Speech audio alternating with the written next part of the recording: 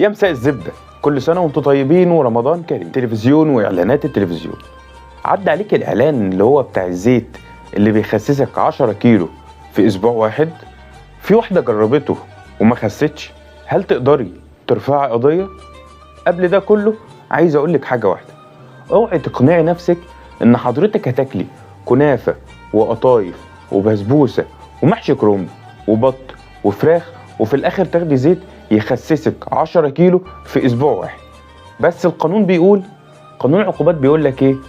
العقوبة الحبس مدة لا تقل عن 2 سنين ولا تجاوز 7 سنوات، وبغرامة لا تقل عن 20,000 جنيه ولا تجاوز 40,000 جنيه، أو ما يعادل قيمة السلعة أيهما أكبر.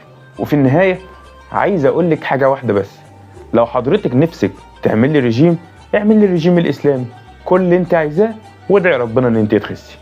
السلام عليكم.